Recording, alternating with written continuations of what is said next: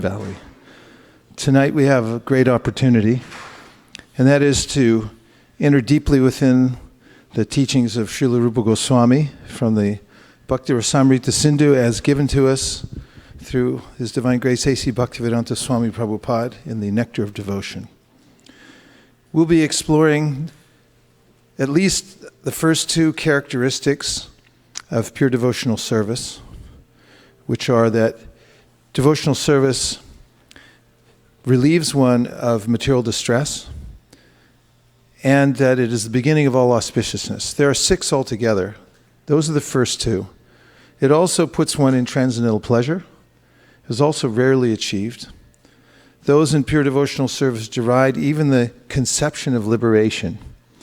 And finally, devotional service is the only way to attract Krishna. These are the 6 characteristics of pure devotional service. In the last session on the Nectar of Devotion, we talked about Rupa Goswami's definition of pure devotional service.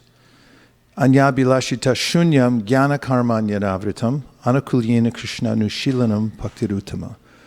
And that is, devotional service is devoid of any of the tendencies towards karma and jnana, and it is a favorable execution or cultivation which brings one closer to the Supreme Personality of Godhead. Also, it's performed with the senses. Sarvopadi vinirmuktam tapratvena nirmalam hrishikena hrishikesha sevanam bhaktir uchite. One performs devotional service through one's present senses, and as one does so, the senses become purified.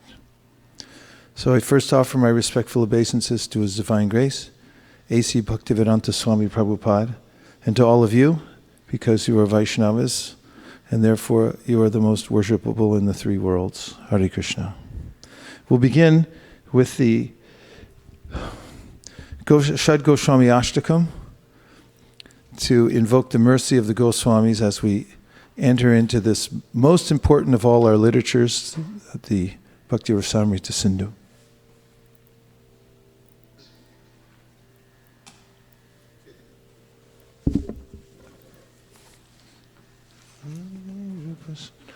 Raguya Goshi Jiva Gopalako Krishnot Kirtana Gana Nartana Paro Premamritam Bonidi Dhira Dhira Jana Priyo Priyakaro Nirmatsaro Pujito Shri Chaitanya Kripabaro Bhuvi Bhuvo Bharava Hantarako Vande Rupa Sanatano Raguya Goshi Jiva Gopalako Nana Shastra Vichara Naika Nipuno Sadharma Samstapako Lokanam hitakarino tribhuvane manyo sharanyakaro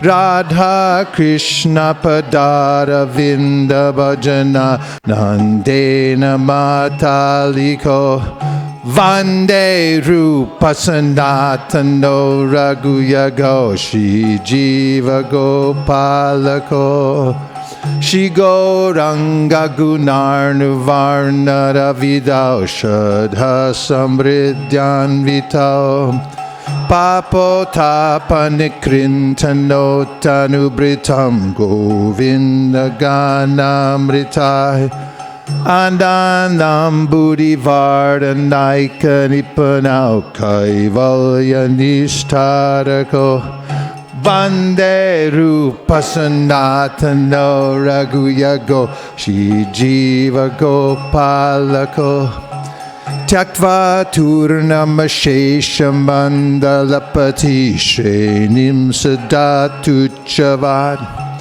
Bhutva Dina Ganesha Kau Karunaya Kopina Kantashritau Gopi Bhavara Samritabdi Lahari Kalola Magno Mohu Vande Rupa Sanatano Raghuyago Shri Jiva Gopalako Kujat Kokila Hangsa Sara Saganaki Nema Yura Kule Nana Ratnani Bada Mula Vitapashi Yukta Vrindavani Radha Krishna Maharna Shambra Bhajata Jivarta Doyo Mura Vande Rupa Sanatano Raghuyago Shri Jiva Gopalako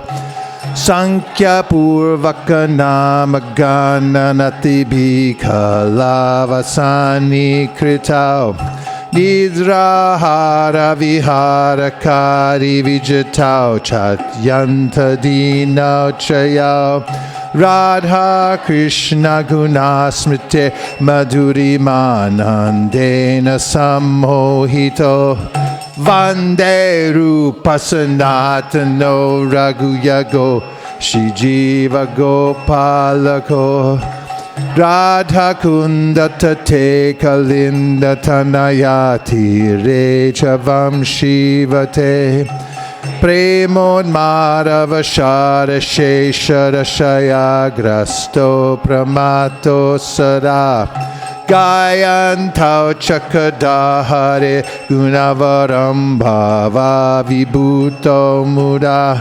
Vande Rupa Sanatano Raghuyago Shri Jiva Gopalako Radha Ivaki Chalalite Nanda Suno Kutaha Shri Govardhana Kalpapada Patale Kalindi Vanye Kutaha Goshanta Viti Sarvato Vrajapure Keder Mahavivalo Vande Rupa Sanatano Raghuyago Shri Jiva Gopalako Vande Rupa Sanatano Raghuyago Shri Jiva Gopalako Vande Rupa Sanatano Raghuyago Shri Jiva Gopalako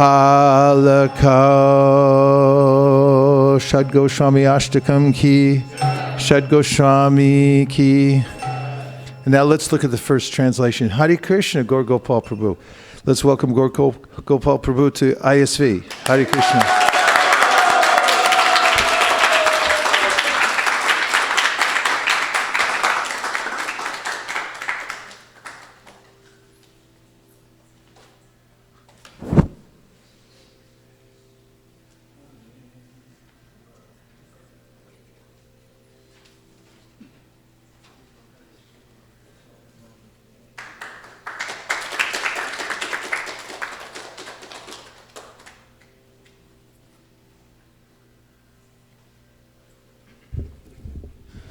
Translation to the first verse, please. I offer my respectful obeisances unto the six Goswamis, namely Sri Rupa Goswami, Sri Sanatan Goswami, Sri Raghunath Bhatta Goswami, Sri Raghunath Das Goswami, Sri Jiva Goswami, and Sri Gopal Bhatta Goswami, who are always engaged in chanting the holy name of Krishna and dancing. They are just like the ocean of love of God, and they are popular both with the gentle and with the ruffians, because they are not envious of anyone. Whatever they do, they are all pleasing to everyone, and they are fully blessed by Lord Chaitanya. Thus, they are engaged in missionary activities meant to deliver all the conditioned souls in the material universe. What did you hear in that first stanza? Which element stood out to you? Yes?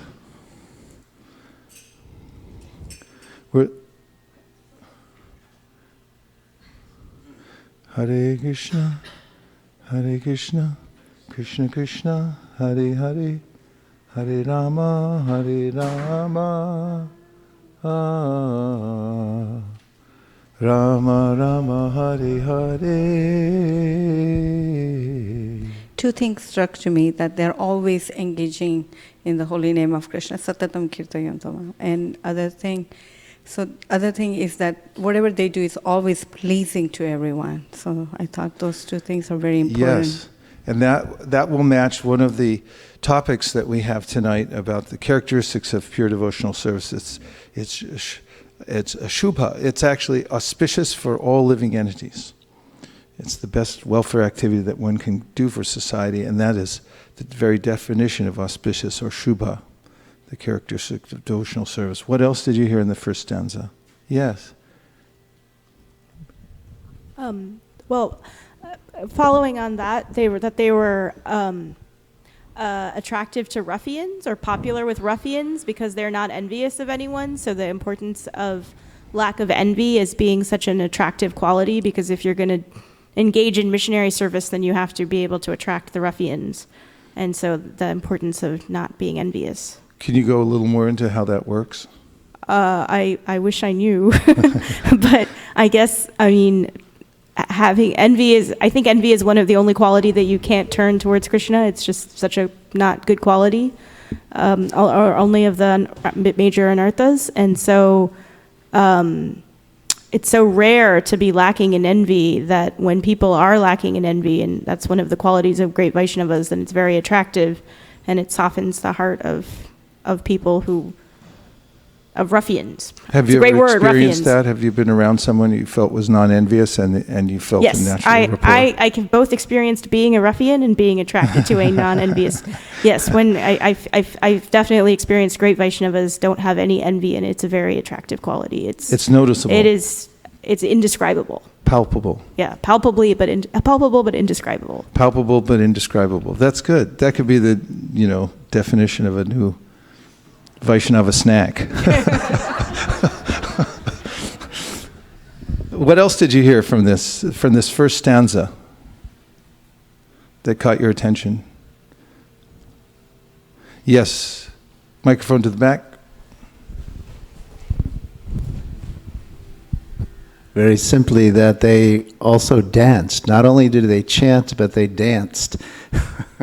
I just thought that was cool. What did you find cool about it? Can you say more about why you like that? Well, we always hear about hearing and chanting and remembering, but we don't hear so much about, well, not that we don't hear about dancing, but dancing is, when you're inspired to dance, you're feeling something. I know when I'm in a kirtan and I'm feeling some ecstasy, I'm inspired to dance. And sometimes I try to make myself dance, and it doesn't work as well as when I'm actually inspired to dance. So, I don't know. Nice. People are moving for various reasons in this world. One reason is because they're in debt, and they have to move along and make a living. The movement by karma, and Hansapriya has more about that. Actually, the last line really struck me also, because we want to see what is the purpose of my life, what am I meant for, what am I supposed to be doing. And here, the Rupa Goswami and Six Goswamis, they actually spell out what should be the missionary for us. I mean, what is our goal should be.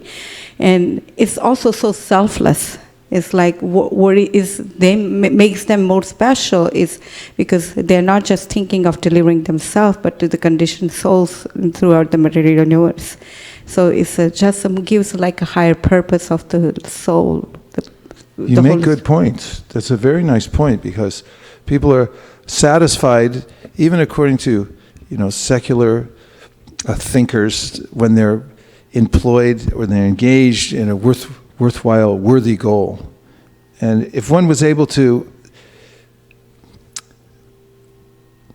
study and find out what is the most worthy of all goals, and then put one's full attention into that, how much would that satisfy the self, and have that type of service in one's life? So, selfless service, they're engaged in helping the conditioned souls. Yes.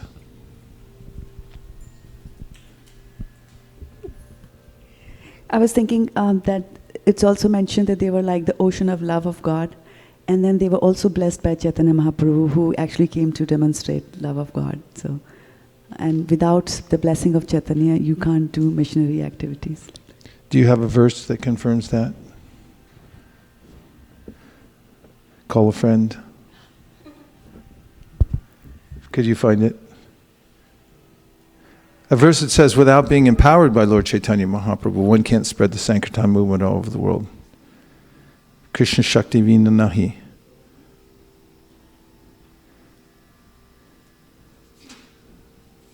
Hare Krishna.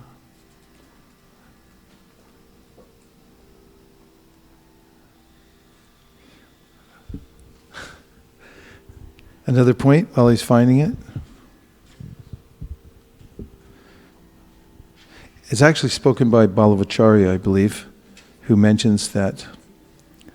You got it?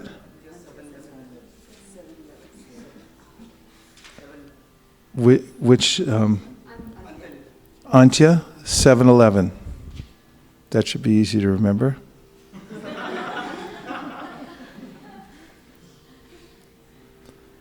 Hare Krishna, Krishna Krishna, Hare Hare, Hare Rama, Rama Rama, Hare Hare. See, there's a lot of steps you have to go through in this. Soon they'll come out with a Veda base. You just have to think of the verse and it'll come up. Here we go. Kali Kalera Dharma, Krishna Nam Sankirtana, Krishna Shakti Vina Nahi Tara Pravartana. Kali Kalera Dharma, Krishna Nama Sankirtana.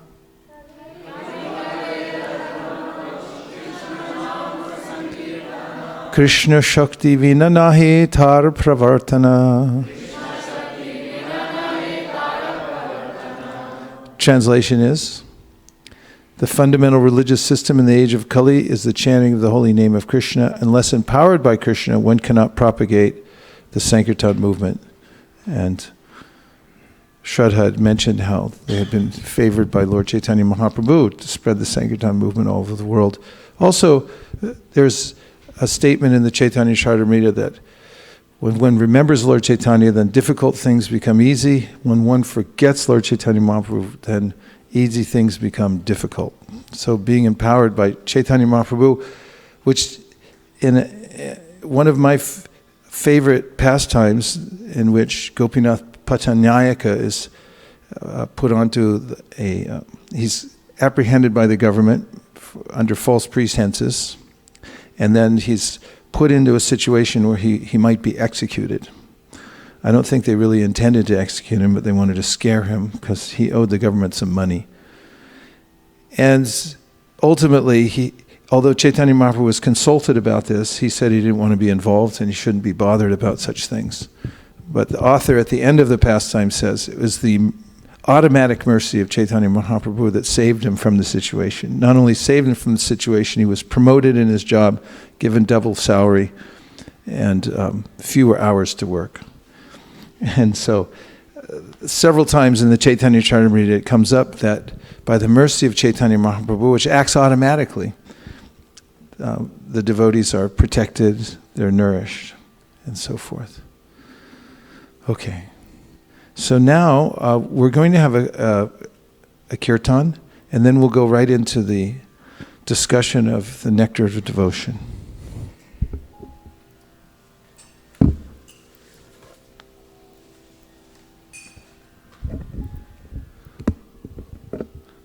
Last Sarasanga. The recent one, yeah.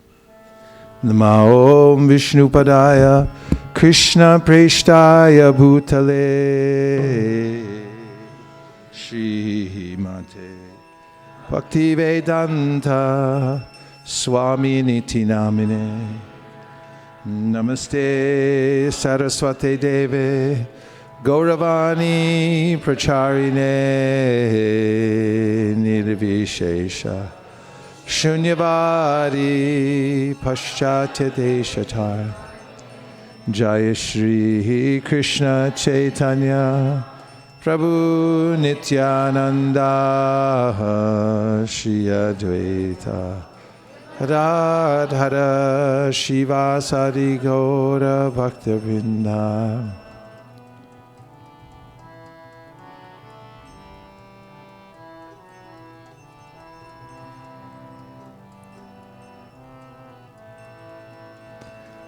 Hare Krishna, Krishna Krishna, Hare Hare, Hare Rama, Rama Rama, Hare Hare.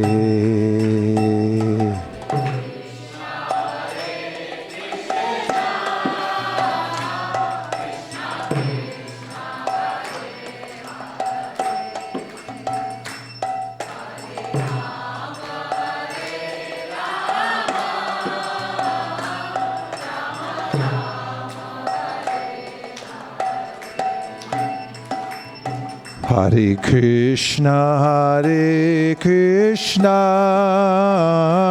Krishna Krishna, Hare Hare, Hare Rama, Rama Rama, Hare Hare.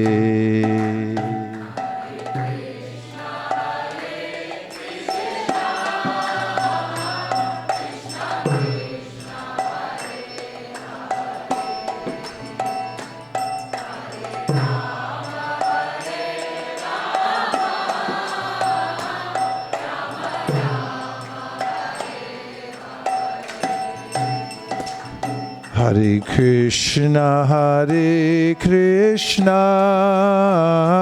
Krishna Krishna, Hare Hare, Hare Rama,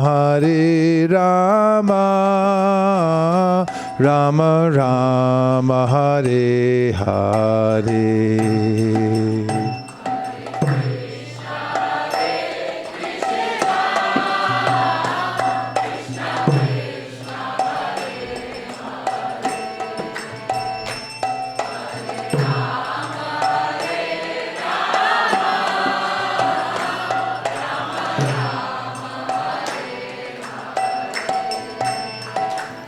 Hare Krishna,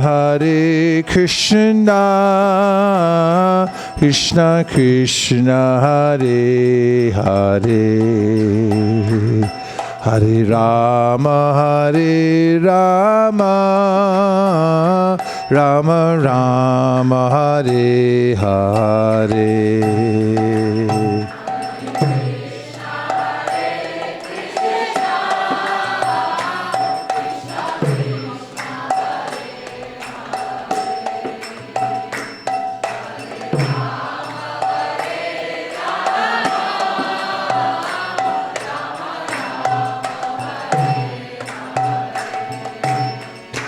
Hare Krishna, Krishna Krishna, Hare Hare, Hare Rama,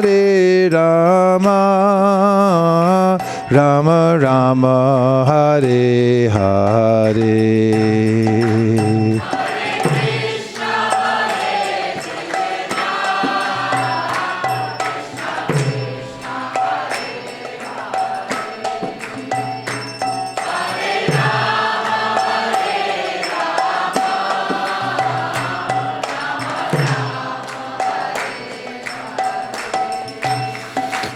Hare Krishna,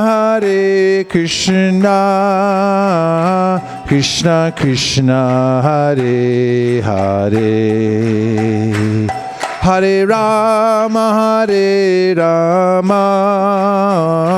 Rama Rama, Hare Hare.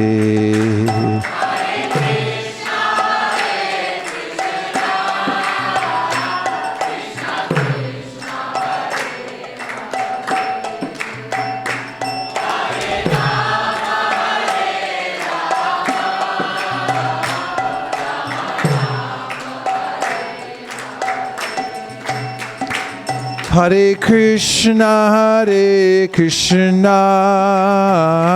Krishna Krishna, Hare Hare, Hare Rama, Rama Rama Hare Hare.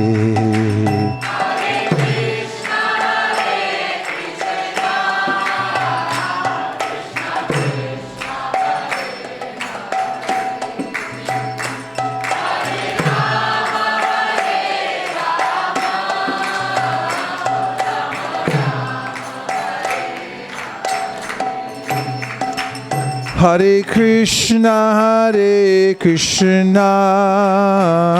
Krishna Krishna, Hare Hare, Hare Rama,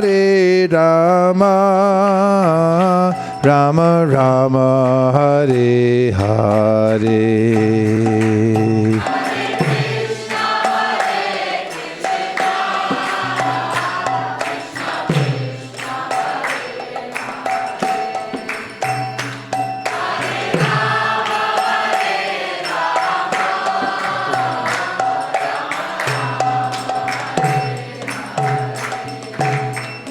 Hare Krishna,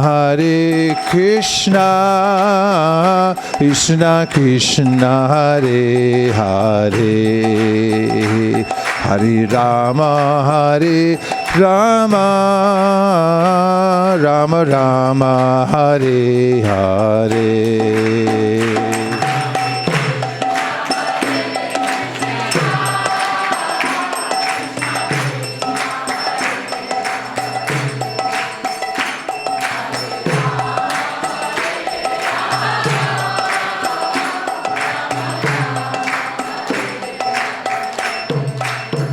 Hare Krishna, Krishna Krishna, Hare Hare, Hare Rama, Rama Rama, Hare Hare.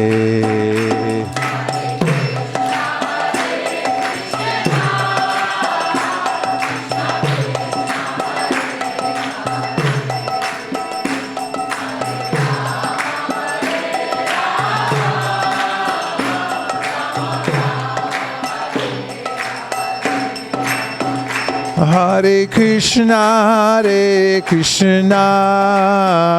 Krishna Krishna, Hare Hare, Hare Rama, Rama Rama, Hare Hare.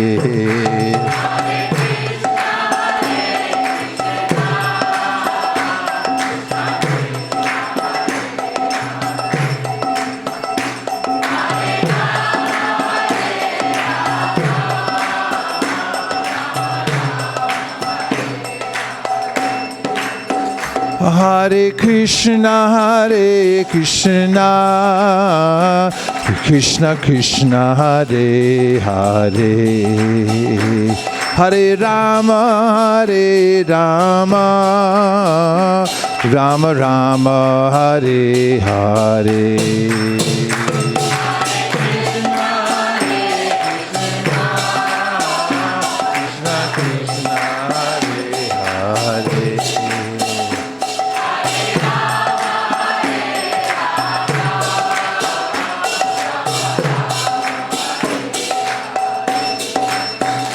Hare Krishna,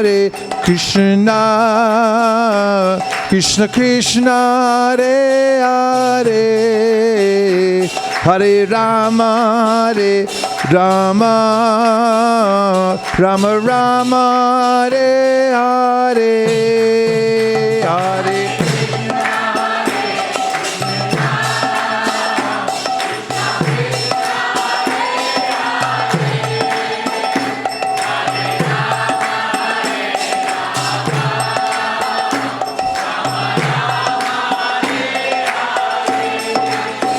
Hare Krishna, Krishna Krishna, Hare Hare, Hare Rama,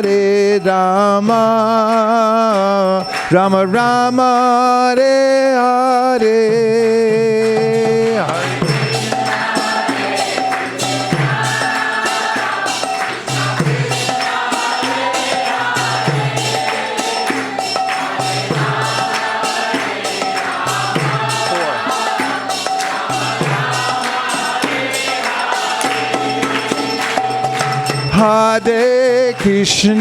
Hare Krishna, Krishna Krishna, Hare Hare, Hare Rama, Rama Rama, Hare Hare, Hare Krishna, Hare Krishna.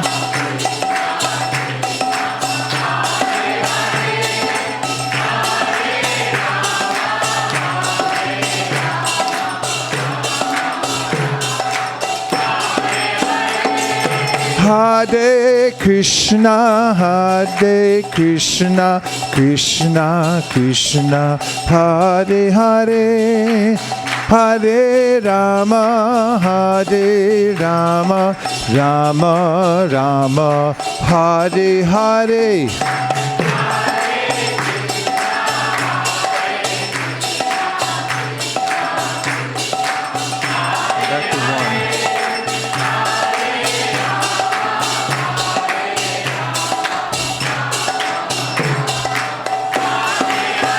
Hare Krishna,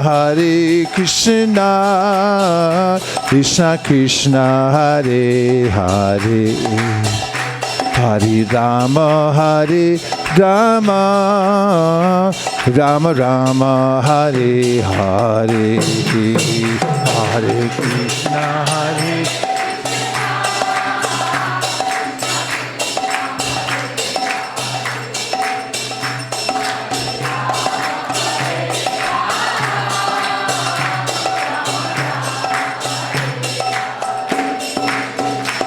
Hare Krishna, Krishna Krishna, Hare Hare, Hare Rama, Rama Rama, Hare Hare, Hare Krishna, Hare Krishna.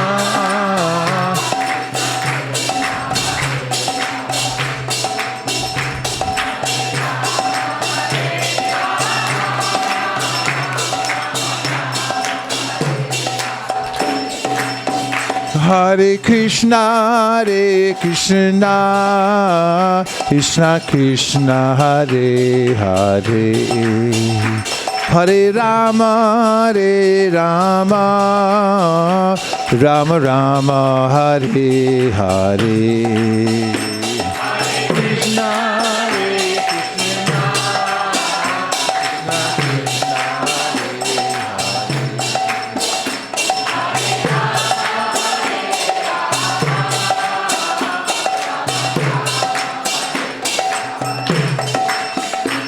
Hare Krishna, Krishna Krishna, Hare Hare, Hare Rama, Rama Rama, Hare Hare.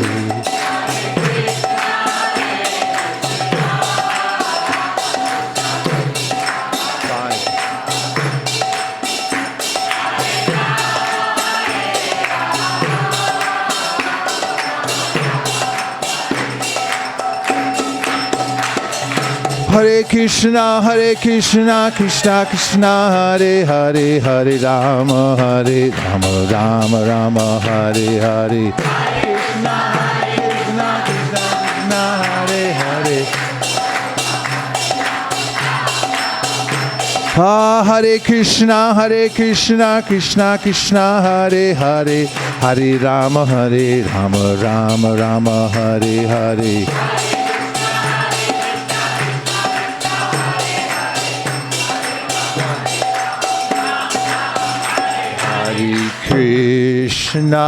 Hare Krishna, Krishna Krishna, Hare Hare, Hare Rama,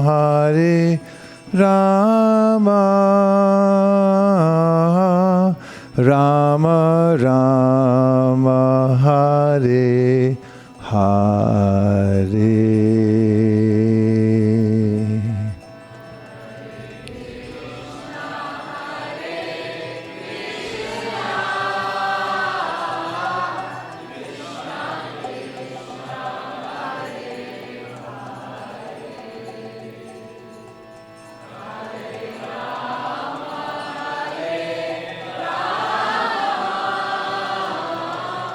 Rama Rama Hare Hare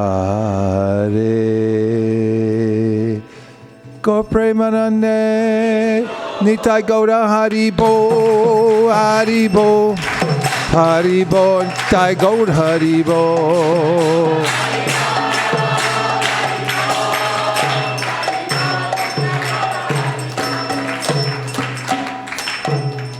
So please turn to somebody next to you and tell them why you came here tonight.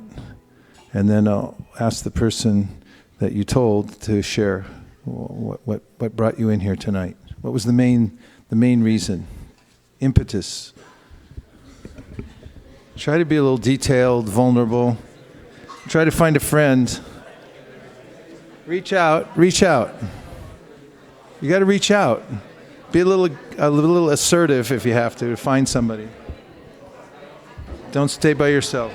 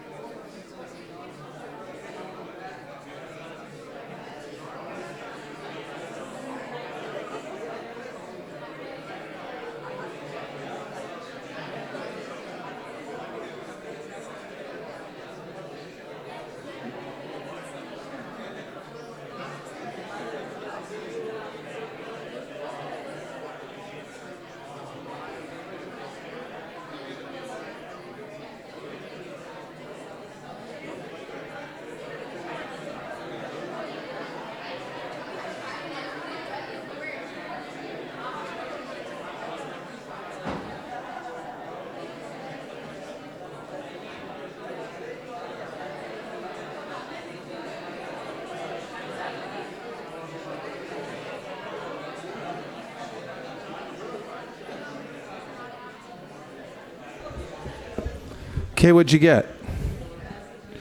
I'd be very interested to hear. Sharing means caring. Divulge what the other person told you as long as they gave you permission. Yes?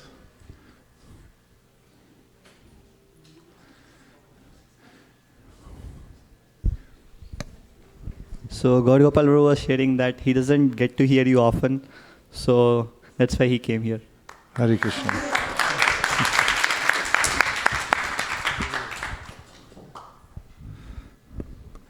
Others? What was the impetus? Microphone, Shraddha's ready to go. Manjari Gopika Mataji said that she came here to listen to your lectures because she really likes them. Okay. And also she was afraid that this weekend she might be traveling and she might miss your lectures, so she really left everything and came here to attend your lecture. Okay, this is starting to get self-serving, so I'm going to move right along. I'll ask a better question next time. Thank you for everyone for coming here. I could say why I came, and I was thinking about it. Satyadev Prabhu picked me up and we drove down together, and I was reading to him on the way down, and I was remembering from the very early days at ISKCON of Silicon Valley when I was driving down to a little storefront, and oftentimes there was just 2-3 people that came to the class. But the real reason that I started coming and giving a class on Wednesday nights was to have an excuse to go and to actually study the Bhagavad Gita, and then to sit to a legitimate, as Gita Priya said the other day, to be legitimately busy. A lot of people are busy, but not legitimately. So I was looking for an excuse, a reason to hold me in place. And I knew if I had to be somewhere at some time, that I would definitely do it. And that I find, and I was thinking about this on the way down, that life and the direction that I go in life is a series of small decisions. And if I put safeguards in place where I have to make good decisions because they're built in to my schedule, then that tends to keep me above the fray of the material world, because it's really easy to get dragged down and get off track. So if you have perfect excuses where you have to be at a certain place at a certain time and to be with the devotees and with Krishna, then it's a really good chance that you can be saved from yourself. So I try to save myself from myself by being with all of you. Hare Krishna. So there's no better book to inform us of the practice of devotional service than the Nectar of Devotion. Now, Rupa Goswami, as we began in the preamble, gave the definition of devotional service, and we discussed that earlier. And now we're entering into the 6 characteristics of pure devotional service. And in some ways, this is kind of benefits-based marketing. Understand what you're going to get from practicing devotional service. It's quite astounding, actually, what he comes up with in the list. And the first is that devotional service frees one from all material distress. And I'm going to read some of it from the Nectar of Devotion, and then we'll also go into some of the verses that Srila Rupa Goswami quotes to support his points. So the first point, as I just mentioned, is relief from material distress. And Srila Prabhupada writes in his summary of the Bhakti Rasamrita Sindhu called the Nectar of Devotion. In the Bhagavad Gita, the Lord says that one should surrender unto him, giving up all other engagements. Where does he say that? Where does he say it? 18th chapter, 66th verse. Okay, and then you can all say it together.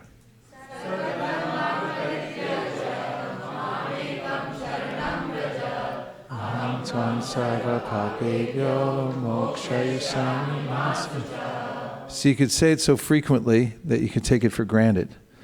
But it's actually astoundingly enticing, this offer that Krishna gives. That if you just surrender unto me, I will deliver you from all sinful reactions.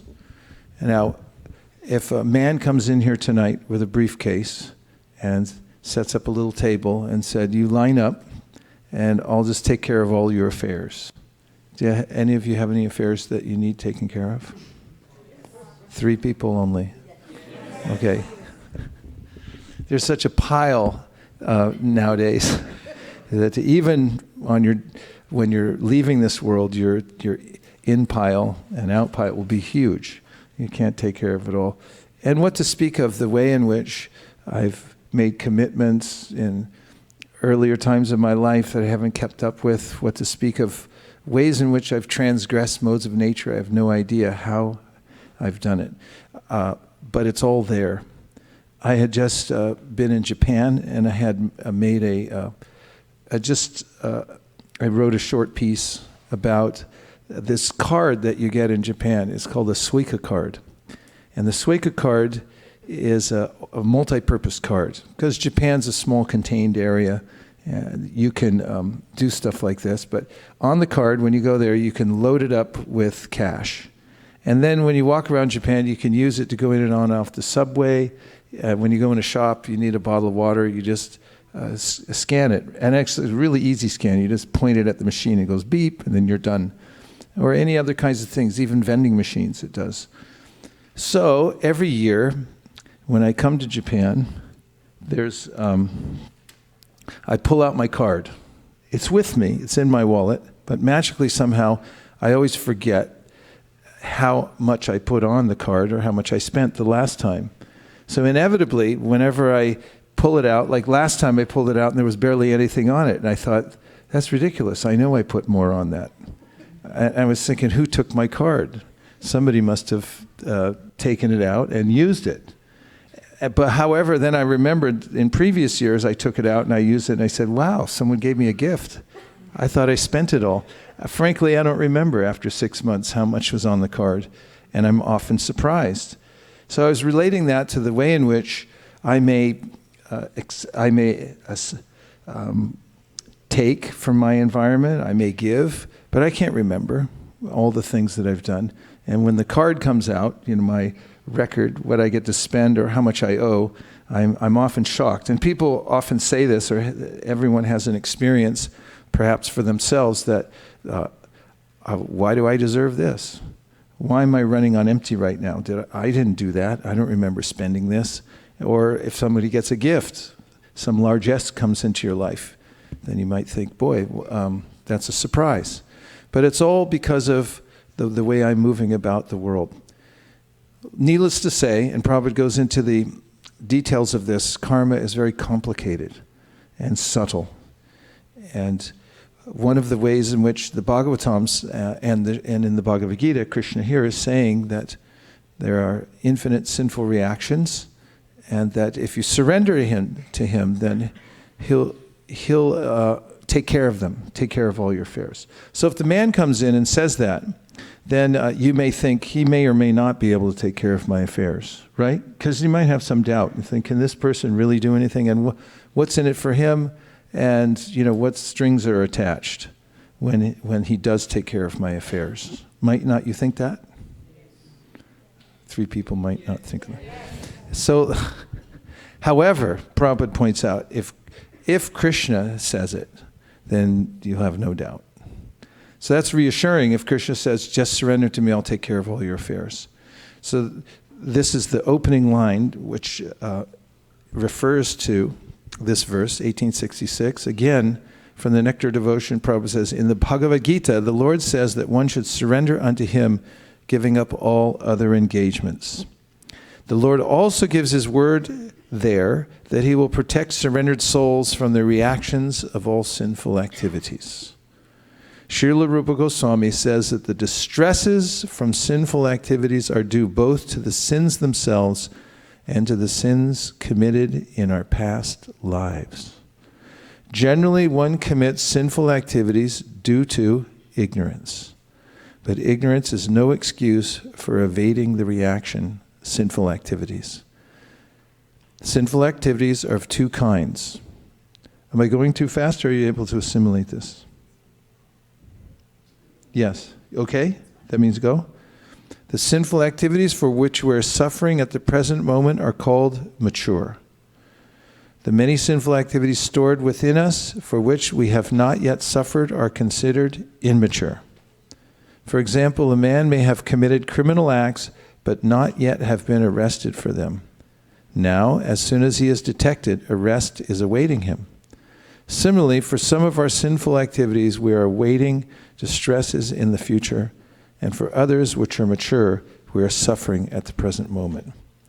Avidya, ignorance or darkness, there's a sense in which I can act in any way I want, there won't be any consequences.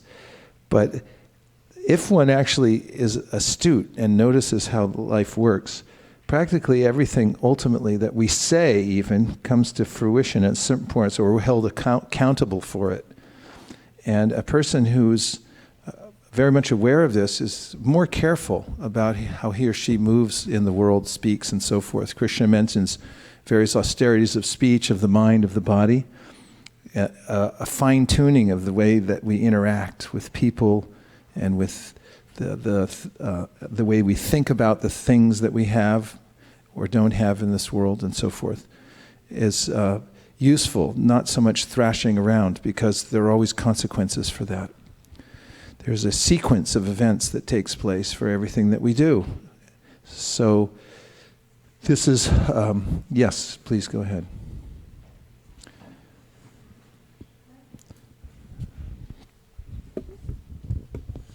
Gurmaj, I was thinking that you're telling us, you're able to guide us. There's the Gita, there's a nectar of instruction, nectar of devotion, and it tells us that these are sinful activities. As an ordinary man living an ordinary life, we are taught by Hindu Shastra that the problems that come to us are because of our past, and we must learn to tolerate them. But somehow in the way we live, we are never taught to live any better.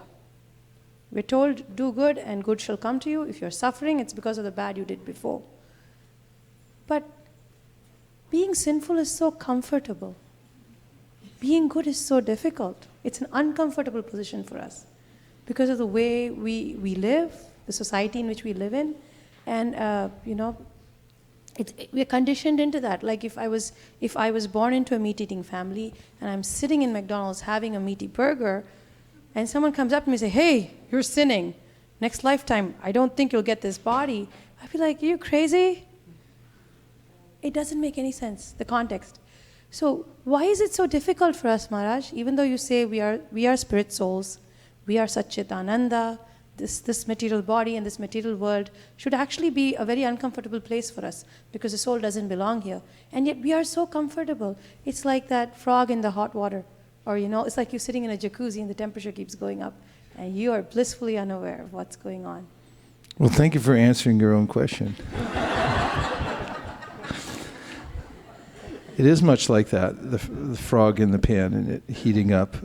I mean, ignorance means you don't even realize that you're imprisoned even, or that you're suffering. And conditioning means you just accept it as the norm. And that happens over time. You might look at it a different way, and Prabhupada points this out in his purports, that sinful activity is very difficult to maintain. First of all, starting with Hiranyakashipu, at the beginning of the 7th canto, Srila Prabhupada points out, actually, when Hiranyakashipu is asking for all his material benedictions, there's a verse in which Brahma is sort of hinting at the fact that you shouldn't ask for things that you can't maintain. And the implication of the whole section really is that it's proven that we really can't maintain material benedictions very well. They become too weighty for us. We're not meant to enjoy matter and try to position ourselves in a so-called comfortable way in the material world. So then elsewhere Prabhupada points out that maintaining a sinful way of life is actually very onerous. It's troublesome. You have to keep factories open to produce things.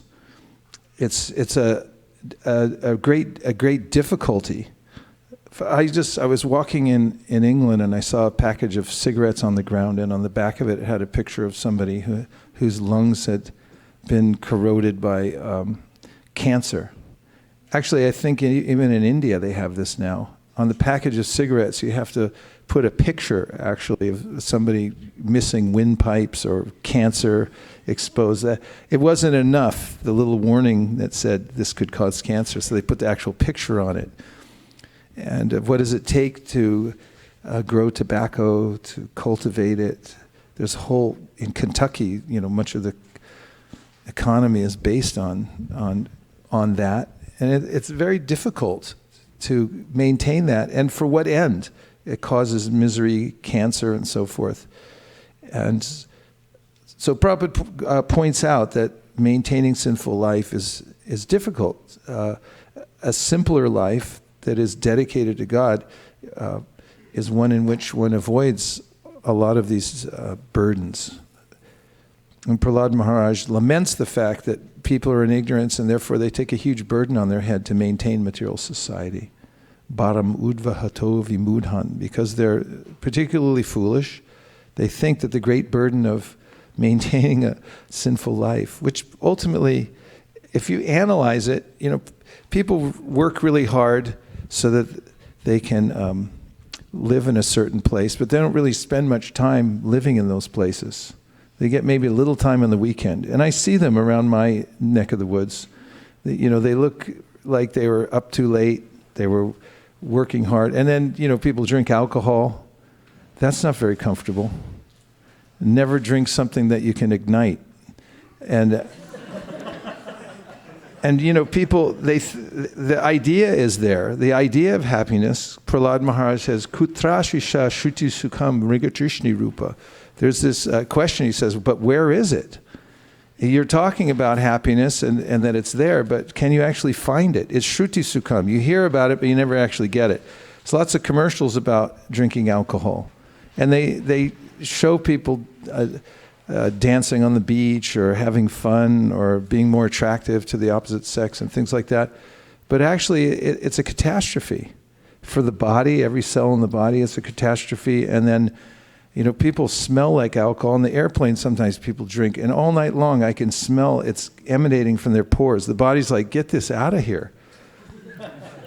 But, that's maintaining that is very difficult. It's much more difficult than a simpler life where one's dedicated, get up early, stay clean, take a bath, chant, and be happy with just the simple introspection and realizing that you're alive and so forth. But the world makes Provably it so more, difficult. pardon me? The world makes it so difficult for you to live that life. Well, you can help change that by setting the example. And then also, that's one of the reasons that we take time to go out and teach people. Because a lot of people are looking for how to get out of this, as Prabhupada calls, colossal hoax. The material world is going on as a colossal hoax, that you'll be happy through material advancement. And so we in various ways teach people. We distribute tons of literatures, right? And also, we try to show people a better life, and we try to live it ourselves. It's actually better, simpler life based on Krishna consciousness. It's very sublime. Most people don't even wake up in time to see the sunrise.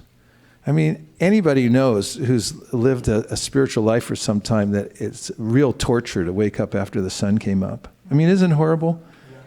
If it's ever happened to you, it's like something happened and the sun's up before you. It's like, oh my God. I mean, I lost a whole day practically, because everybody knows the best parts in the morning. Not everybody. Most people don't know that. There's great secrets in spiritual life that actually make one happy, and they miss it. Prabhu.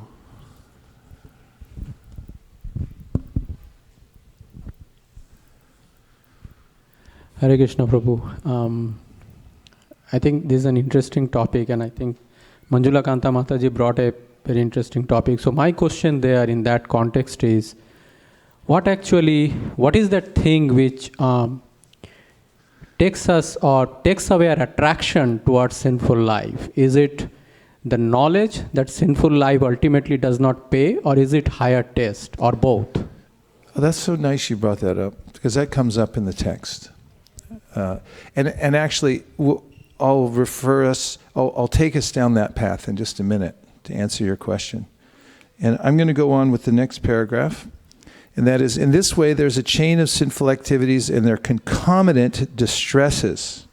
So this is important because if you were able, Kumbh Mela starting out here, if you were able to discern is there a primary cause or a singular cause for all distress in this world? Wouldn't you like to know what it is? Yes. Say yes. Yes. Of course. And then if you were able to adjust things so you were able to avoid that, then you'd run, not walk, to be in that situation. So now we're coming into the section that actually scientifically describes what that singular cause is. So he writes, does Prabhupada, again, in this way there's a chain of sinful activities and their concomitant distresses. Please look up concomitant. And the conditioned soul is suffering life after life due to these sins. Right in one sentence. I mean, how valuable is it to know that? And you don't find it in the New York Times, the LA Times, New Yorker, Wall Street Journal. They'll never put that sentence in there. While she's looking up concomitant, there's a quick question. Quick question. May not be a quick answer. So the living entity is accumulating sins from various lifetimes. So is that how it works? This is basically... That's how it works, yes. So it adds up. In this lifetime, just we're like actually... today, he's a plumber. He came over and cleaned my drain, one of my drains, and pulled out the stopper, and there's all kinds of stuff. I won't go into detail, but there's a lot of stuff in there, but you don't notice it going down, just one little thing at a time. Next thing, the drain is clogged, and it adds up over time.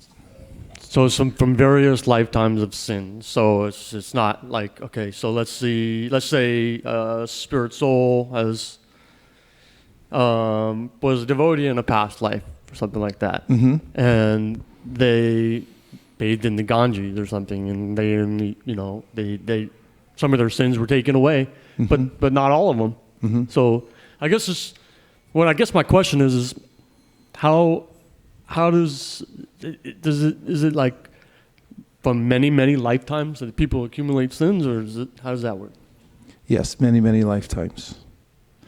In fact, the description of how many lifetimes is nondescript. In a sense, it's called anadi, or since a time immemorial, a time that you can't count, it's been going on.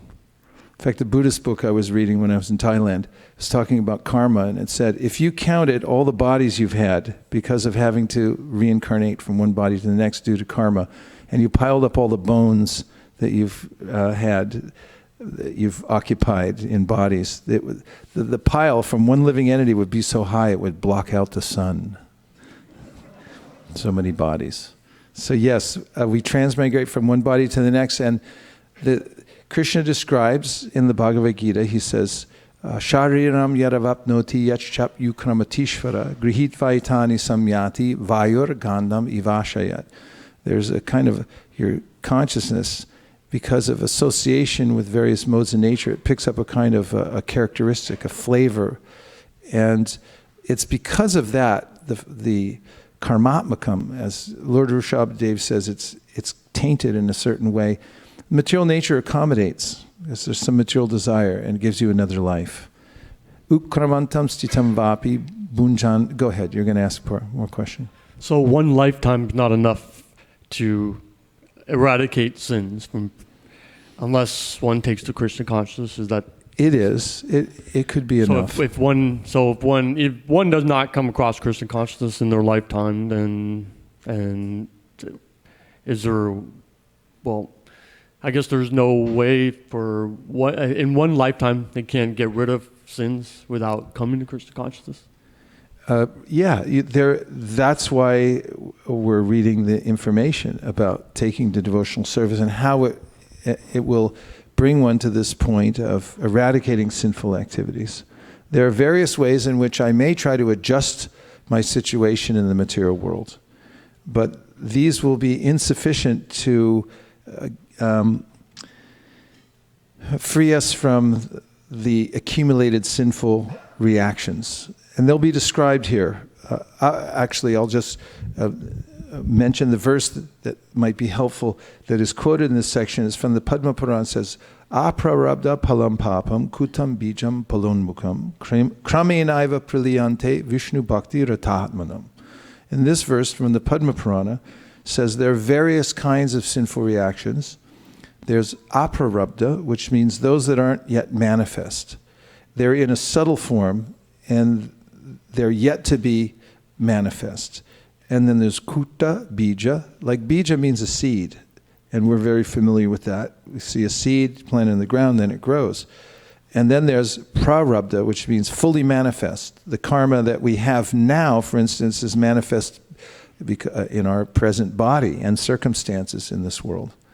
But of course, we won't be able to even live out or exhaust just by living our karma even in one lifetime. There's so much stored up and so much in subtle form that we would have to have unlimited lifetimes to live it out, the particular karma. And therefore, we can't outrun it. We can't do certain kinds of counteracting types of religious activities that will eradicate certain kinds of karma. We have to actually remove the ultimate cause of karma, which is a desire in the heart to enjoy the material world. And that can be done when one develops pure devotional service by association with pure devotees. Then the inclination to commit sinful activities becomes eradicated within the heart. Then there's, as is being described here, the situation where one feels relief from material distress because of being unburdened. There's a lot more to say about that, and that was not a short answer. But where were we otherwise? I'm sorry? Concomitant, yes.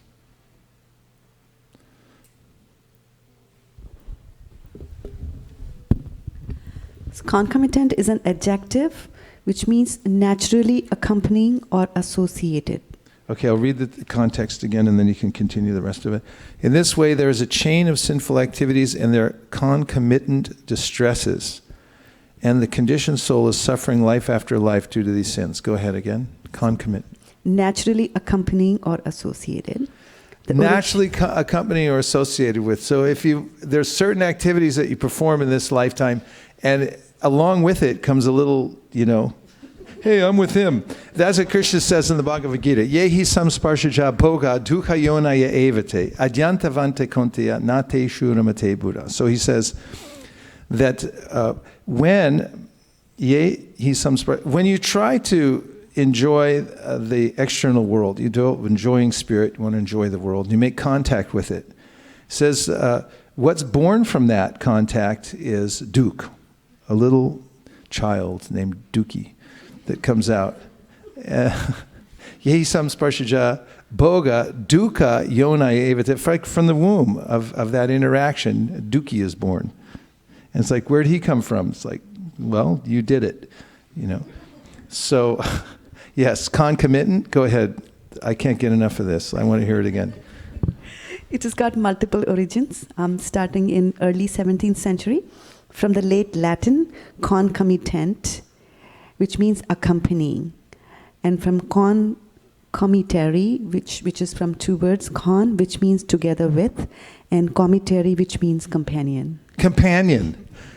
So you get a little companion. It's like, so if someone knows this, and who asked the question, is it helpful? Is it something you can overcome by your intelligence? Well, partially. In the beginning, it's helpful to deliberate and to understand what the consequences are. Deliberation means in part, to understand what consequences are going to come. So Krishna, when speaking about overcoming the lower nature that compels one to perform sinful activities, familiar? Please say yes. See, he says, Evam buddhi param buddva samstabhyatmanamatmana jahi shatram mahabahu kama rupam durasadam. There's a way in which when you fortify your intelligence, you understand the consequences of your action. It gives you a little pause, doesn't it? I mean, when you remember that, like if I do this, initially seems like there's something in it to me, but I get a little child that comes along with it named Duki. Like, where'd he come from? It's like, hey, he's yours now. Take care of him for the next 50 years. Little Duki. So that's a little scary, but it's not enough. And that's an interesting point that comes up in the 6th canto, doesn't it? And also in this section, we're going to go more into it. I keep promising that. Yes. Rupa Manjari. I don't want to jump the gun. No, that's all right. Necessarily, but help yourself. It seems like, isn't it that if we just do this, you put it into higher taste versus knowledge of avoidance and purification. If we don't have the higher taste for devotion, and we just use our knowledge and we can get to moksha, but then we'll fall back down maybe or something like that's kind of like the cheap prize. Yeah, and you heard me say that right at the end of the point I was making. Right. Just now I said it. Yeah. So photographic evidence. Right. So that's different from this benefit listed here, is it, or is it not? The benefit listed, which is? The number one benefit of devotional service? Which is that you become free from all distress? Yeah, is that just like, oh, by the way, the first one is the same as you get if moksha, it's like the free one thrown in or something? No, it is what is called a concomitant. It comes along with the surrendering to Krishna. Vasudeve Bhagavati Bhakti Yoga Prayojita Janaya Yashu Vairagyam Jnanam Chayarahaitukam. When one performs the direct process of devotional service, you get these concomitants called knowledge and detachment. And detachment really is a kind of moksha. And who can get that? It's very difficult. But it comes naturally with devotional service. Bhaktis tvayi stirataya bhagavan yadi syat daivena na paliti divya kishora murti. Mukti swayam mukulitam jali sevate sman dharmarta kamam agataya pratikshaha. I blew the last line. But in any case, that one's from Prabodhananda Saraswati. It says that poetically, when you take to bhakti, the practice of pure devotional service, which is the point here, you're taking to the direct process of devotional service under the shelter of Vaishnavas, then naturally liberation, moksha, comes and stands at your door and says, how can I serve you? It's automatically there. And that's helpful also. Tachchadadhana munayo jnana vairagya muktaya. I'm sorry. Pashyantyatmani chatmanam bhaktya shrutagrihitaya. The Bhagavatam, 1st canto, 2nd chapter, mentions that these concomitants, they actually help the practitioner. They're helpful as one moves forward in the process of devotional service. Then what is that? Jnana and vairagya. They come naturally, and then they come as helpers to help the person move forward on the path of bhakti. Did I answer your question? Yeah, I guess it seems like one doesn't want to get too attached to that as the goal, because then you can get sidetracked. But if you see them as a humble help, if you humbly accept them as their help, then that's different. Yes, and one of the characteristics we'll hear about actually is that the devotee is not interested in liberation. Actually, that's one of the 6. It derides even the idea of being liberated. Even Chaitanya Mahaprabhu says, Mama janmani janmani shvare. It's okay, life after life. I'm not interested in that. I'm interested in service for service, not in some personal arrangement so that I can be free from sinful activities. It happens naturally that one becomes free. But the higher taste is absolutely necessary. That is Vishaya vinivartante nirahara siddhina rasavarjam rasopyasya param drishva nivartate. Krishna says in the Bhagavad Gita that when one restrains the senses, the desire to enjoy the senses remains. But when one experiences a higher taste, then there's no longer that taste for enjoying the senses anymore. That's gone also. Yeah, so the goal is not to become liberated or free, but it happens naturally, and that's the point that's being made here. Let me just continue a little further. In this way, there is a chain of sinful activities and their concomitant distresses, and the conditioned soul is suffering life after life due to these sins. He is suffering in the present life the results of sinful activities from his past life, and he is meanwhile creating further sufferings for his future life. Mature sinful activities are exhibited if one is suffering from some chronic disease, if one is suffering from some legal implication, if one is born in a low and degraded family, or if one is uneducated or very ugly. There are many results of past sinful activities for which we are suffering at the present moment, and we may be suffering in the future due to our present sinful activities. But all of these reactions to sinful deeds can immediately be stopped if we take to Krishna consciousness. As evidence for this, Rupa Goswami quotes from Srimad Bhagavatam, 11th canto, 14th chapter, verse number 19. Did I happen to bring that with me? It looks like I did. That's 11, 14, 19, yes? Would you like to hear that verse? Yes. On a scale of 1 to 10, how much do you want to hear it? 10. All right. 11, 14, 19. Okay, here it is. 11, 14, 19 says, Yatagnisu samridarchi karotyedamsi basmasat tata mad vishaya bhaktir hudha namshi kritsnashaha.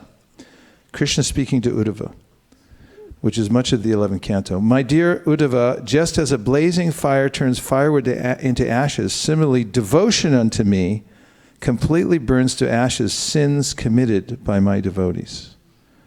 Purport. One should carefully note that the Lord refers to devotion that is like a blazing fire. To commit sinful activity on the strength of chanting the holy name is the greatest offense, and the devotion of one who commits this offense cannot be compared to a blazing fire of love for Krishna. As stated in the previous verse, a sincere loving devotee, because of immaturity or previous bad habits, may be disturbed by his senses even though he has accepted Lord Krishna as the only goal in his life. But if even by chance the devotee accidentally falls down without premeditation or indifference, the Lord immediately burns to ashes his sinful reactions, just as a blazing fire immediately consumes an insignificant piece of wood. Lord Krishna is glorious, and one who takes exclusive shelter of the Lord receives the unique benefits of devotional service to the Supreme Personality of Godhead. What do you think of that? Yes. So, elsewhere in the Bhagavatam, sapada mulam bhajata priyasya tyakyanya bhava sahare priyeshaha vikarmayat shot patitam katanchid dhunoti sarvam hridisani vishtaha, which says that person performing devotional service in good faith, and then somehow or other, often because of a past habit that a habit pattern tends to recur within one's life and mind, then one somehow or other falls down from the strict practice of devotional service, comes into what's called vikarma. Vikarma yachot patitam katanchit. Somehow or other he comes into that. Then Krishna, who's within the heart, understands the motive of the devotee and rectifies his situation because of the devotee's sincerity in the practice. He's not waylaid by that. Rather, as Prabhupada points out in the light of the Bhagavat, missteps, fall downs may not be detrimental. They may become the pillars to success. Not an invitation to wantonly give up the practice of devotional service or to deliberately do that, which is a different kind of mentality, but accidentally if one falls down. Krishna will help to rectify the situation. In any case, the proof positive is there in many places that when one takes to the process of bhakti, direct worship of Krishna, that one's sinful reactions are eradicated from within the heart. Does everyone accept that fully? Yes. Pretty good. Yes. Challenge. Hare Krishna Maharaj. Hare Krishna. So my question is, these patterns keep coming up, and you're working on it, devotional service. And why is it that some pretty relatively well-known and great devotees have fallen down? What leads to that? And what are the precursors building up to that, where the devotee could have possibly... Yeah, a great devotee who's on a high level of devotional service falls down. There are various reasons. One reason the great Chaitanya Charan Prabhu, who lectures all over the world, suggests, which I very much appreciated, he said that oftentimes an advanced devotee becomes slightly isolated. And in the teachings of Rupa Goswami, he says, Guyama kyati prachiti. You should make yourself available to, or you should connect with advanced devotees with whom you can open your heart. And part of that might include admitting your faults, saying, hey, I'm going off the rails in this way or that way. Now, what might prevent one from doing that? An idea that, well, I don't want to let anybody down because people look at me as an advanced devotee. But if I admit to anybody, and you might try this, admit your faults and see if it's easy or difficult. Now, let's just say it's for somebody who's advanced, legitimately advanced. They're practicing a high level of devotional service.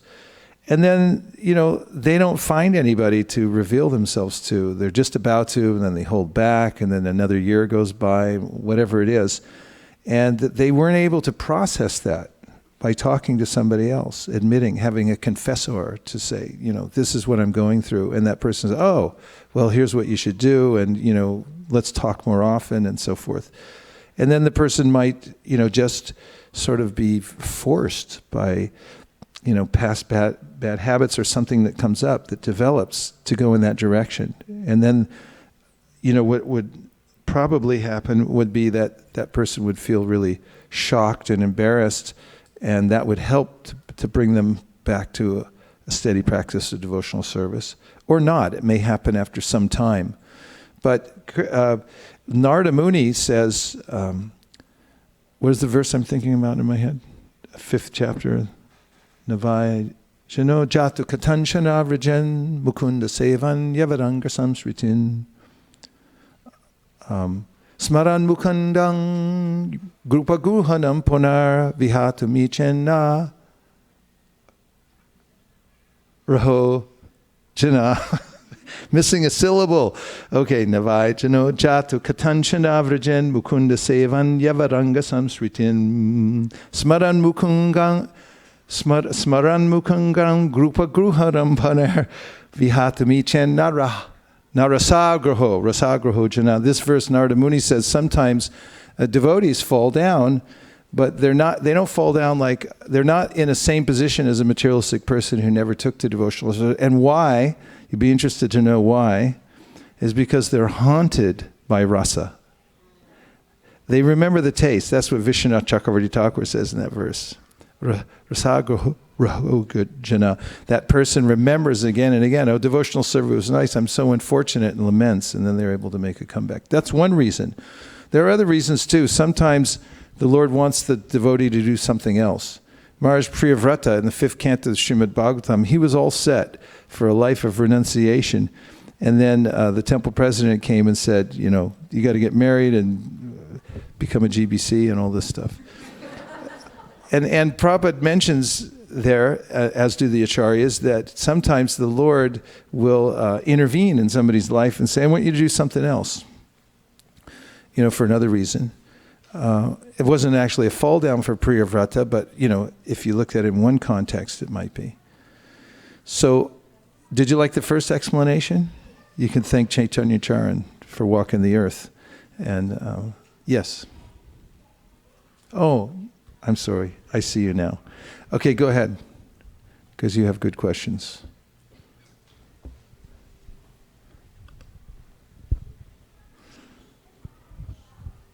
Hare Krishna, Prabhu. Hare Krishna.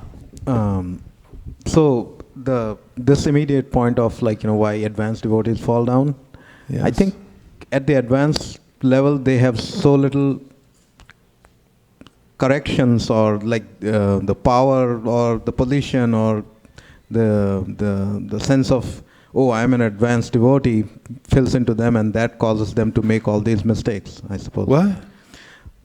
The advanced devotees, Yes. when they make these fall downs or they make these mistakes, I think it's because at that level there is very little corrections for somebody telling them, oh, you made an offense. Nobody challenges them, and that fills into... I'm thinking of the way, for example, in history, the Roman Empire, the emperor was unchallenged. There was nobody to question them, and basically they declared themselves as gods. And that was, I think, the primary reason when absolute power comes, they basically became... that's also there. This is mentioned in the Madhurya Kadambini. Vishwanath Chakravarti Thakur says that, what is it called? Carried away by the waves? Anyway, Taranga Rangini. You get carried away by the waves. So he describes a situation in which someone who makes advancement in devotional service, this naturally attracts a lot of attention, because most people don't bother to to dig in and actually become advanced in devotional service. They just kind of cruise along. But if somebody actually does and becomes advanced, then other people come along and say, hey, well done. Can I do anything for you? And so forth. And next thing you know, it might actually overwhelm the person. And, someone might get caught up in that whirlpool and think actually, the world's not such a bad place. I got all these people following me around and stuff. I think I could make a career out of this, actually. And that could be really dangerous. Puja, Labha, Pratishta. These are enemies of the advancing devotee. Puja means the desire to be worshipped. Labha means that I get gain from doing my devotional service. And Pratishta means that some sense of entitlement, that this is me. I'm a big shot now. And if that creeps in, then that could be very dangerous as well. Yeah. But my question was something else, Prabhu. I didn't hear a question yet. Well, no, that was just reflection on the past discussion that we Okay. just had. But the question I had was from, like somebody asked earlier on that it's so easy to keep making these mistakes, right? And we never know when we Well, are it doesn't making, make life easy, that's for sure. right. You gave an example of that cigarette packet where there I is just a- changed that, say it's easier not to make mistakes. Right. So my question is, like, where is the importance of suffering there? Like, because Suffering is purifying. It's Krishna's mercy. it is, right? And that's the point in time where the devotee can actually question, oh, maybe I did maybe what I'm doing, the Yes. status quo is wrong, and maybe I should change something to Yes. get past it. And I think that is a very critical point of, Okay, that's a good point. Krishna himself says, Yasyaham grinnami harishe tad dhanam shanai. There's a way in which when he shows special favor upon somebody, he takes away all his wealth and his standing in the world. So the person feels like now nothing, like the Avanti Brahmana. You'll find that in the 11th canto of Srimad Bhagavatam. Everything was taken from him, and then because he had a little seed of intention to serve God, it fructified at that time when everything was taken away and he had nowhere else to go. And then he took up a life of devotion so powerful that even Lord Chaitanya said that the statements of the Avanti Brahmana, I approve them, I like his determination and so forth. And of course, as everyone knows, the verse we bring up more frequently than any other verse, Tate nukampam susamikshamano bunjana evatma kritam vipakam Ridvagva purvir viridam namaste jiveta yo mukti pade sadaya bhak, which is the quintessential attitude of the devotee who accepts suffering as the reward of the master to help him stay on the path of devotional service. Okay, so now, okay, two more. 1, 2, 3. Thank you. Please go ahead. As long as you're all comfortable with this format so far. Yeah? Okay. So, in Bhagavatam, Bharat Maharaj, he goes to the forest to for devotional service to Lord Krishna. But then he sees a baby deer in distress. Now, he was considered like at a certain advanced stage of the devotional service. So maybe his heart was at a stage where it was softened, basically. Means, in a soft heart, you have compassion towards other living entities. So my question there was, so he had that probably compassion to take care of the deer. Now, what was his mistake? Was that he took care of the deer, or he got so attached to taking care of the deer that he forgot to serve the Supreme Personality of Godhead? What was the mistake? Was it he should have left the deer, okay, nature will anyway take care of it, I don't need to worry about it, because I his heart already is softened. said before, you should have called the Humane Society. That's what yeah, actually, it's a conundrum because these kinds of things come up where my apparent duty right now may conflict with my practice of devotional service. It may be a danger. I might get distracted. You have to be careful about that. At the same time, one doesn't want to be hard-hearted and simply ignore everything in one's environment. So what really requires is guidance. And one of the things that Bharat Maharaj really didn't have at that point was guidance. He was by himself. So it's important when these kinds of situations come up is to have some good guidance. And oftentimes when these kinds of decisions come up, they don't come in a clean way. They don't come in a way, in other words, that is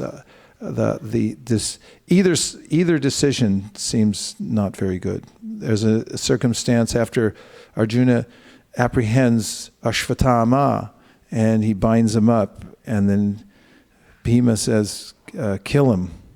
Draupadi says, no, I changed my mind, save him. Then Krishna says, no, you have to kill him. And then he says, yeah, Krishna says, you have to satisfy everybody. but by Krishna's association and sort of his countenance, seeing his countenance, Arjuna got the intelligence that, I'll cut off the jewel from his head, and it was really actually civil suicide, or civilly killing him. So that was cutting down the middle kind of thing. So it requires some preparation and good guidance to make such decisions. Okay, Harivam Shri Prabhu.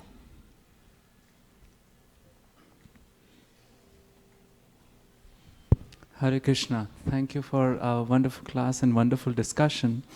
In the light of the few points which have been coming, I was remembering how once Srila Prabhupada told his disciples that you're fortunate you have God brothers.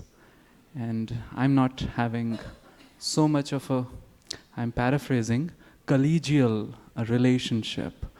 So I had a question that sometimes it's very easy to have a mentor relation or a relationship towards those who consider you as mentor. But that collegial relationship in which there is no authority, there is fellowship, to put it that way, becomes very difficult, and it connects. I think Chaitanya Charan Prabhu only says that perhaps if there was one more person near Bharat Maharaj, he would have told Prabhu, please take care, like that. So what are the principles to develop those that fellowship? Because oftentimes it happens when even the service comes up, there is a little bit authority comes up, and there may be some fireworks like that. So if you can shed some light on it. Well, one of the principles for a person to be properly situated in devotional service is mentioned in the 11th canto of Srimad Bhagavatam, Ishvare taradineshu balisheshu dusatsucha prema maitri kripopeksha ya karoti samadhyamaha. One should make distinctions about various entities and associate and interact correctly. So first is Ishvare, it means Krishna, God. One should give one's full attention, respect, worship, love. Second is the devotees. And one should develop appropriate friendships with devotees. Now that comes into the subtle realm. Of course, the next one is for innocent people, one should give as much mercy as possible. And for the envious, one should be avoidant. And that's the direction of the scripture. Of course, even in the realm of devotees, there's this admonition that if a devotee is not of good quality, although you may appreciate the devotee, it doesn't necessarily mean you have to associate closely. So my point in saying that is that there's discrimination required. Chaitanya Mahaprabhu also says that one of the 5 most potent processes of devotional service is to hear Srimad Bhagavatam in the association of like-minded devotees. That means they have a similar determination, and maybe the circumstances you can relate to them very much. And in the subtleties of that, first of all, I've noticed that devotees everywhere appreciate when there is a collegial relationship. They sort of ooh and ah that, wow, how did that happen? Because it's not always so evident. One thing is when devotees do not so always easy to do, but when devotees do service together, I've noticed, and they make sacrifices together, there's a natural bond that they have. One who wants to advance in devotional service could consider being humble and being non-envious around God brothers or peers of any kind. It could be a consideration that maybe I'll try to be non-envious and try to be humble. And if one does that, then one can take advantage of a wider range or spectrum of peers by being humble. Because one thing is people always appreciate those who are humble. It's a lot easier to appreciate people who are humble and who are not self-centered. In other words, if you enter into conversation and everything has to come back to you. Oh yeah, I did that too, Yeah, I saw that. My mom did that. It's like, yeah, I chanted 17 rounds, not 16. I mean, it's possible. And then everyone's kind of like, don't you have to go now? But if people, if one assumes a humble position that I can learn from everybody, then there's a lot of people you can actually associate with and learn from. That's one thought, that could be tried. And that heated competition between devotees, Prabhupada didn't necessarily disparage that. He usually say that it's natural. He say in the spiritual world, because we're individuals, there's ways in which the cowherd boys compete with one another who will touch Krishna first. But he said there's no contamination in it. It gets a little heated, but it's at the end, the fire doesn't break out, or there's no hard feelings, something like that. Any of those usable? Okay, thanks. Okay, there was a couple more. One. Oh, yes. You have the mic, and then we'll come up here. Sukeshwari, go ahead. Prabhu, I was just thinking that you had mentioned that when we grow spiritually, automatically our lower nature or, things that we are attracted to, material things, reduce. So my question was, what if we might be very attached to Krishna consciousness, chanting, devotee association service, simultaneously also attached to everything that's material? How do we understand that? Well, I guess because repetition's a good thing. The verse I often trot out at this point is Jata Shraddha Makatasu Nirvina Sarvakarmasu Veda Dukkha Makankamam Prityage Pyanishvara Tato Bhajetamam Mamprita Shraddha Lurjita Nishchaya Jushamanams Tatankamams Dukho Darkams Tagaryam. I believe this is Krishna speaking, and he says, it is a thing. It's an interim position where the faith in hearing has awakened. You have Shraddha. You know that by performing devotional service, everything will come naturally. Jata Shraddha. Jata means it's born. Jata Shraddha Makatasu. You believe in the topics of Krishna as being all-powerful. Nirvina Sarvakarma. So you're also disgusted with material sense gratification. Veda Dukkhatmakam Kamams. You know that the material sense gratification leads to misery, but Dukkho Darkam, Prityagye Pyanishvara means that still you don't have the power to uphold that kind of stature and not engage in sense gratification. In other words, you may succumb. So then, Tato Bhajetamam Prita Shraddha Lurjudhanishchaya, one should continue with the process, have faith in the process itself, and continue. Garayan means you can have a little bit of remorse, but not become so depressed that you give up the process, and continue on. Because eventually it will come to the position where you'll no longer be disturbed. And I mean, the acharyas go to so much trouble to explain the various levels of advancement so that you can recognize it in yourself. When we were driving down here and I had read the first section about becoming free from material distress, I asked Satyadev Prabhu to give some comment. And he was in a very zen mood today. So he said, well, you'll know it for yourself. It's like, what are you talking about? And he's like, yeah, if you're actually rising above the modes, you'll know it for yourself.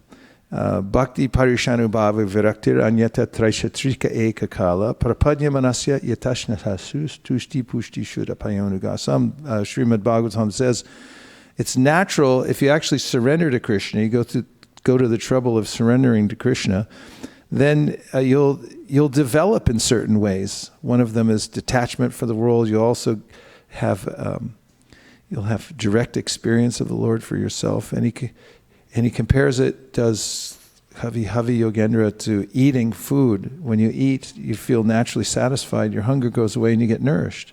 So you'll know for yourself. Tada rajas tamo bhava kama lobadayasjaye cheta iter anavidham stitam sattve prasidati.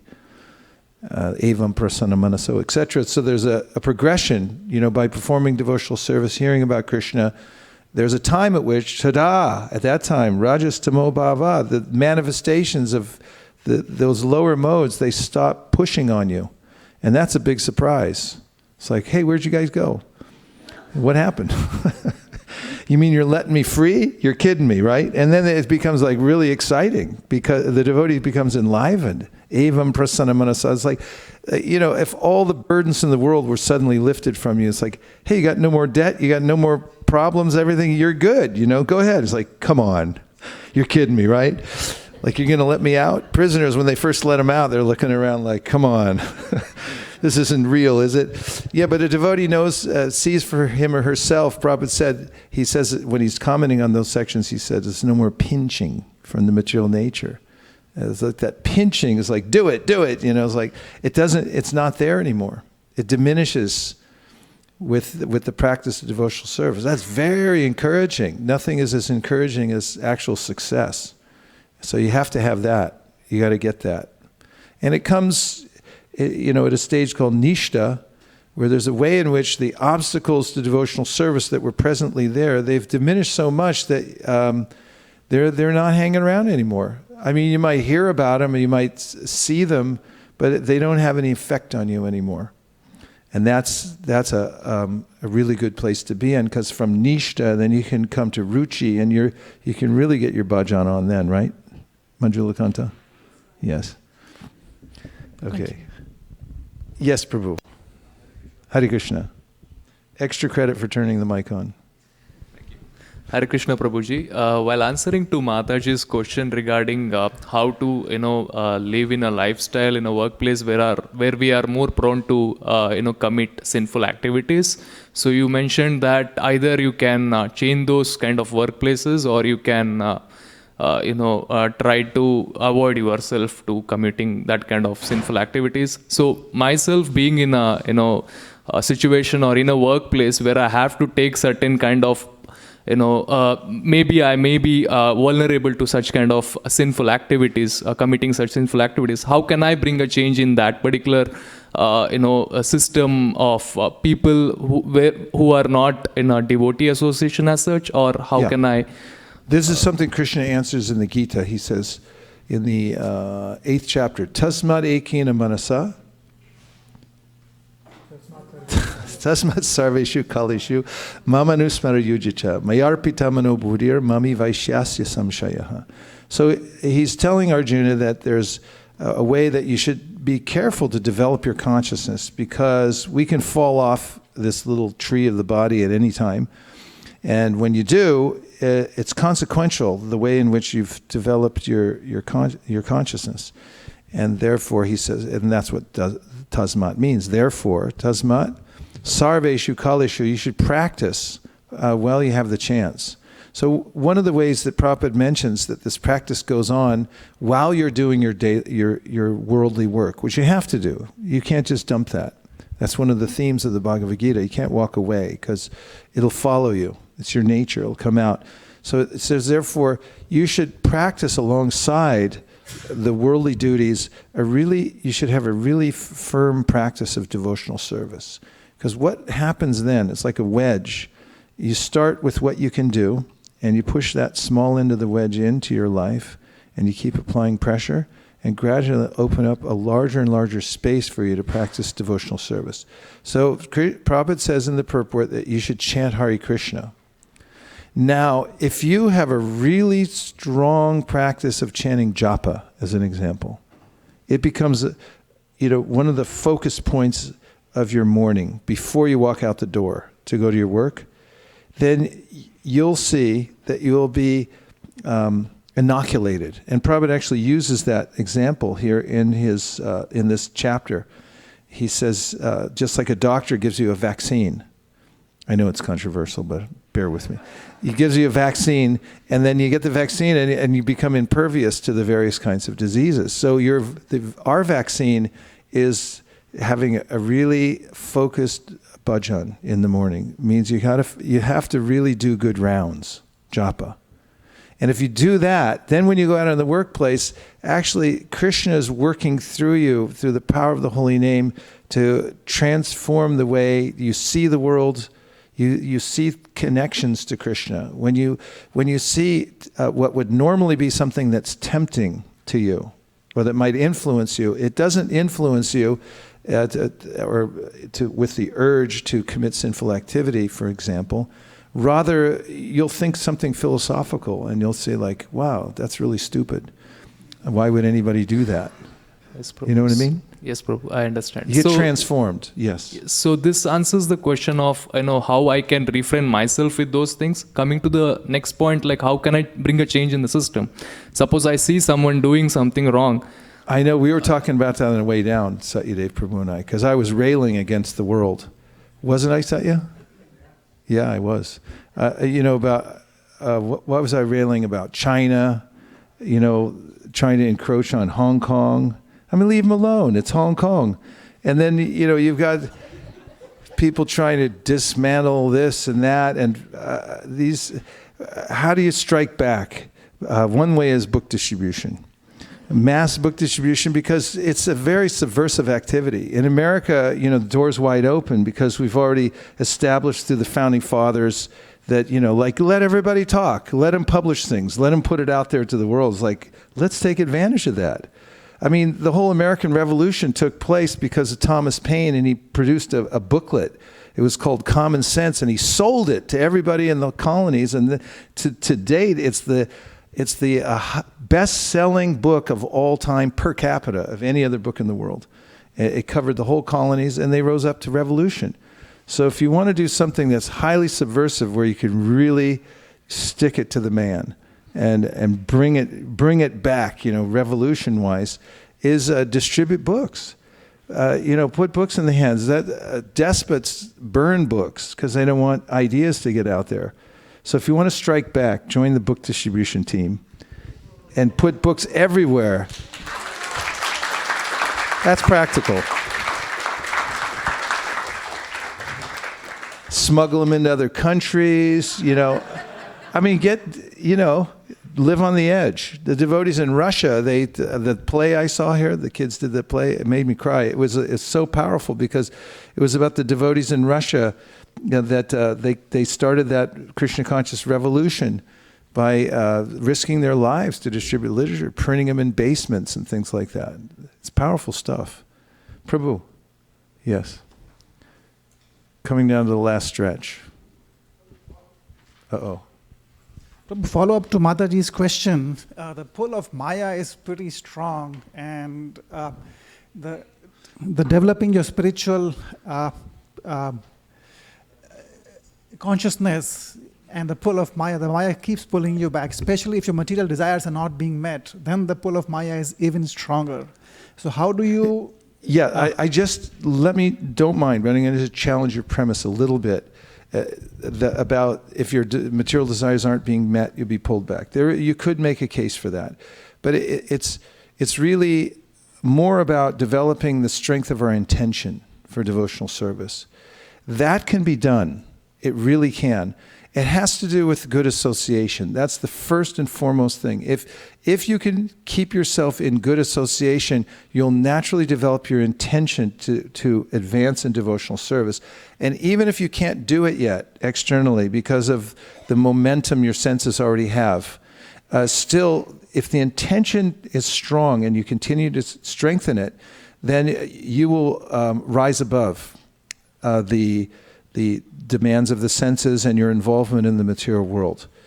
Now, once Prabhupada was presented with this conundrum, it said, Prabhupada, I want to take devotional service, but sense gratification is so strong, Maya is so strong, the person said, and Prabhupada said, it's not that Maya is so strong, it's that your intention is weak. And he gave the example, he said, if you keep yourself physically strong, fit, then you won't succumb to disease. And in a similar way, if you keep yourself spiritually strong, you won't succumb to Maya. So the ways of doing that, one is to start a legitimate home practice. Something, it doesn't have to be full-blown, but you have to have something at home. which means that some consistency in your practice at home. It's just amazing the results that you can get from that. And then if you have a regular association with a group of devotees, especially if you have a small group that you can relate to, people that you can bare your soul to, talk about your problems. We saw it, those devotees who used to come to our program at our house years ago. Remember, we have programs every day. It was for years. We did for like 16 years. And I just remember that the devotees that were coming, that they come from work. You know, Satyadev Prabhu was coming right off the ambulance, tell us who got killed that day. And, you know, other people were coming in with all their problems, and we put them all in a little circle, you know, right in the middle of the circle, and we talk about it. We pull out scripture, we chant, and, you know, we watch those things go away. And I saw how the devotees developed really deep relationships with one another, and that they were actually making advancement. They did make advancement in devotional service, and their intention became strong. And that was just once a week having that. So if you have consistent practice association, you can develop your intention, and then you'll walk on your own 2 feet. And you won't be harassed by Maya. Of course, we never take that for granted. We always run scared. Prahlad Maharaj, when he mentioned, Lord Nrsingadev, I'm not afraid of you, I'm afraid of your Maya. Stay afraid. Always stay afraid. But it's a fact that you'll develop your intention and you'll be able to walk on your own 2 feet in devotional service. We'll just end with a few mantras from the Prabhupada tune.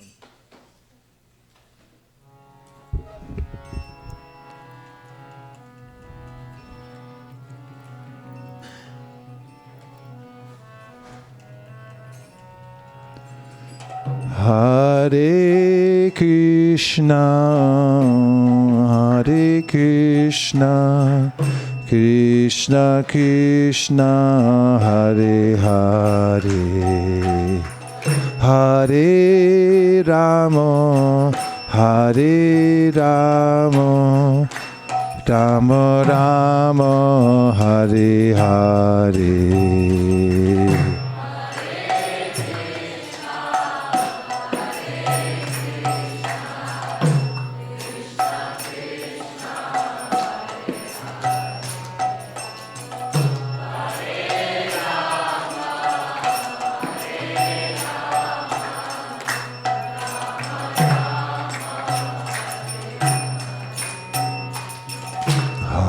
Hare Krishna, Hare Krishna, Krishna Krishna, Hare Hare, Hare Rama, Hare Rama, Rama Rama, Hare Hare.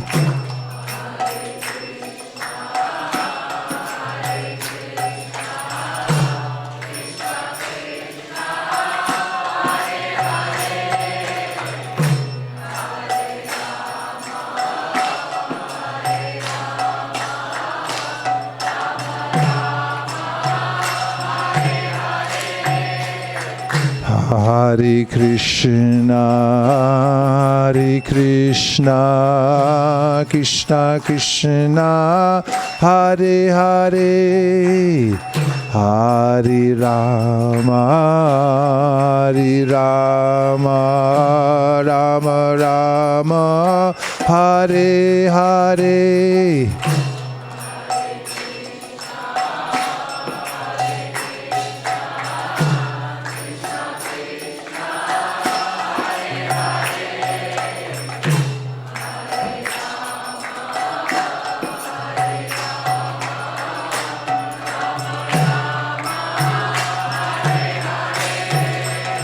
Hare Krishna, Hare Krishna, Krishna Krishna, Hare Hare, Hare Rama, Hare Rama, Rama Rama, Hare Hare.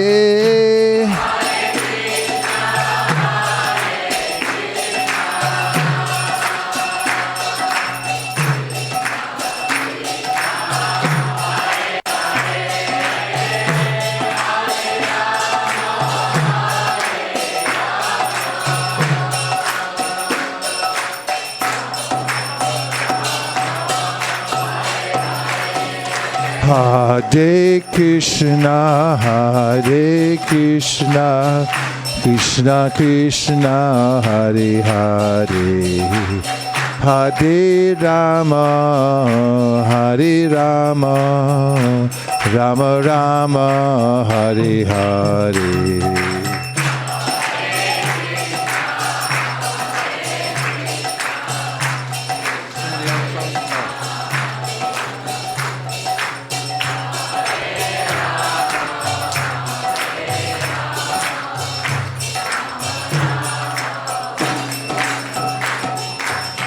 Hare Krishna, Hare Krishna, Krishna Krishna, Hare Hare, Hare Rama, Hare Rama, Rama Rama, Hare Hare.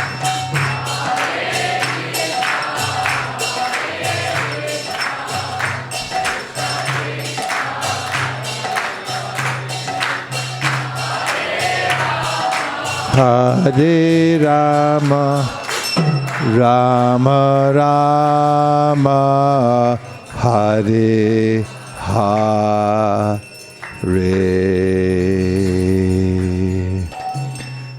Now we're going to move all the asanas. We'll roll up this rug. We'll move all the table. We're opening up a dance floor. So feel free to dance to your heart's content to this beautiful Artik song tonight, written by Bhaktivinoda Thakur. And all your troubles and cares will fly away from your heart like birds scared from a tree. Vanchakalpadurusha kripasinabhevacha patitanam pavanebhyo vaishnavebhyo namo. And to all that joined us online, please give your appreciation. Hare Krishna.